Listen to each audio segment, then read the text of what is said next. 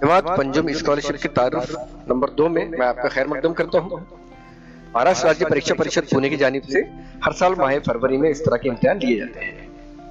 हम देखेंगे इस वीडियो में, हम देखेंगे सबसे पहले कि हमारा पेपर किस तरह होता है, हमारी आंसर शीट किस तरह होती है और हमें कौन कौन से रूल्स इसमें समझना जरूरी है। देखिए, ये आपके सामने पेपर का एक फ्रंट पेज है।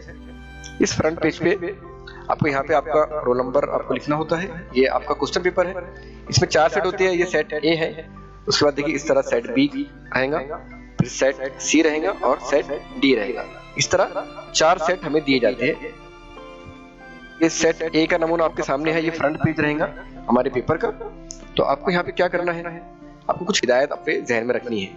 हिदायत के जहन में रखनी है कि देखिए ये इस तरह आपको 4 ऑप्शन दिए जाएंगे। आपको ये ब्लैक व्हाइट के राउंड कर देता हूँ इसको, पर आपको पूरा भरना है।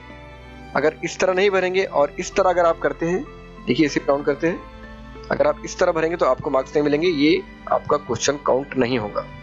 आपको सभी जो 75 सवालात हैं उस सभी सवालात को हल करने हैं। अगर इसमें आपको कुछ मुश्किलात का सामना करना पड़ता है तो आपके सामने जो इन्विजिलेटर रहेंगे आप उनसे कांटेक्ट कीजिए, वो आपकी मुश्किलात को हल करेंगे। ठीक है, इसी पर्चे के नीचे आपको आपका रफ काम करने के लिए खाली जगह दी जाएंगी हर पेज के ऊपर। आप उस पर रफ काम कर सकते हैं, आपको कहीं और कुछ नहीं लिखना है। ठीक है बच्चों, ये आपके समझ में आ गई बात। देखिए मैं एक बार और रिपीट कर रहा हूँ आपके लिए। ये आपको 4 सेट दिए जाएंगे। ये सेट 1 है, एक बच्चे को एक ही सेट दिया जाएगा। तो आपको एक तो ए सेट मिलेगा या बी सेट मिलेगा या सी सेट मिलेगा या डी सेट मिलेगा। मीन्स आपके आजू बाजू और आगे पीछे वालों को सबको अलग अलग सेट दिए जाते हैं, ताकि इसमें किसी तरह की कोई कॉपी या कोई नकल ना हो। मकसद यही है इसका। और सबके सवालात की जो तरतीब है हर सेट की अलग अलग होती है। ये नकल नवीसी से बचाने के लिए इस तरह का सिस्टम जो है महाराष्ट्र राज्य परीक्षा परिषद ने लेकर आई है। बहुत ही बेहतरीन सिस्टम है।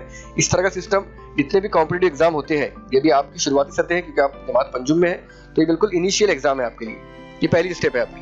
अगर आप ये सब रूल्स को अभी समझ लेंगे तो फिर आगे 8वीं क्लास में, 9वीं 10वीं में और टैलेंट सर्च में या 6ठी क्लास के जो इम्तिहान होते हैं उसके बाद में एमपीएससी यूपीएससी में इस तरह का ही पैटर्न फॉलो किया जाता है। ठीक है बच्चों, और ये बात मैंने आपको बताया अभी। इस तरह से आपको पूरा ब्लैक या ब्लैक या ब्लू पेन से इस तरह पूरा फिल करना है। इसके बाहर भी नहीं जाना है और इसके अंदर का भी कुछ हिस्सा खाली नहीं रहना चाहिए। ठीक है, किसी एक 4 ऑप्शन है तो किसी एक जो सही आपको लगता है उसी को आपको बिल्कुल इस तरह पूरा फिल करना है।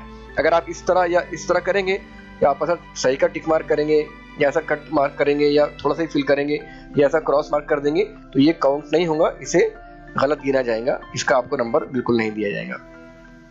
तो बच्चों देखिए, आपको 2 पेन यूज कर सकते हैं आप कोई भी, चाहे तो ब्लैक यूज कीजिए पूरे पेपर के लिए, चाहे तो ब्लू बॉल पेन यूज कीजिए। दोनों पेन, बॉल पेन चाहिए, पॉइंट पेन या इंक पेन आपको बिल्कुल नहीं यूज करना है, उसकी इजाजत नहीं है। याद रहे, ब्लैक बॉल पेन या फिर ब्लू बॉल पेन, दोनों में से कोई एक ही यूज करना है पूरे पेपर के लिए। एक तो आप ब्लू बॉल पेन लेके चले जाइए 2-3 साथ में, या फिर ब्लैक बॉल पेन लेके चले जाइए। देखेंगे हम, ये आंसर शीट है, OMR टाइप की है आंसर शीट। यहाँ पे कुछ आपके लिए इंस्ट्रक्शन है, आपको यहाँ पे फिलअप करना है। देखिए यहाँ पे आपका सीट नंबर रहेगा जो आपको आपके स्कूल के हेडमास्टर या आपके वालिदैन डाउनलोड करके हॉल टिकट देंगे। पे आपका सीट नंबर आपको खुद को फिल करना है। फर्ज कीजिए आपका सीट नंबर इस तरह से है M3523869071। ठीक है, अब उसके नीचे देखिए यहाँ पे गोल दायरे बने हुए हैं। आपको इन दायरों को भी आपके बॉल पेन से फिल करना है। देखिए यहाँ पे M या H है। अगर आपका रोल नंबर M से स्टार्ट हो रहा है तो आप इस M को ब्लैक या ब्लू पेन से फिल कर देंगे।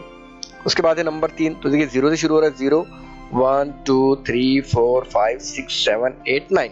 यहाँ पे 3 है तो आप 3 नंबर का जो दायरा है उसे फिल करेंगे इस तरीके से।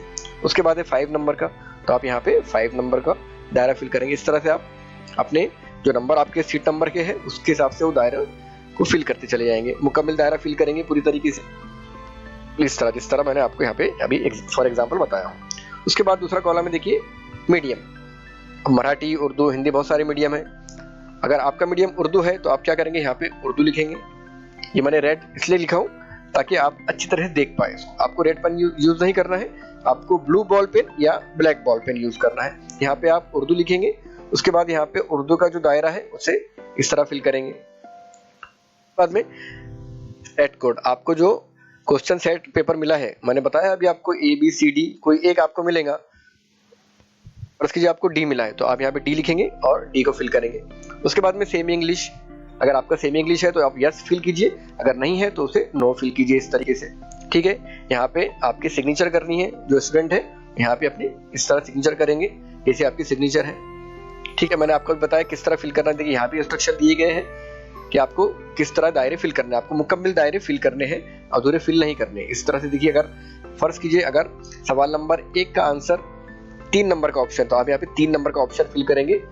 उसके बाद में अगर सवाल नंबर 2 का सही जवाब आपको लगता है कि 2 है, दूसरे नंबर का ऑप्शन, तो यहाँ पे 2 नंबर का आप फिल करेंगे।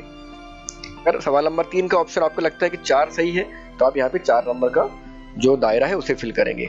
अगर एक रो में 4 दायरे हैं और आपने 2 दायरे फिल करे तो वो रॉन्ग हो गया आपका, आपको उसका मार्क्स नहीं मिलेगा।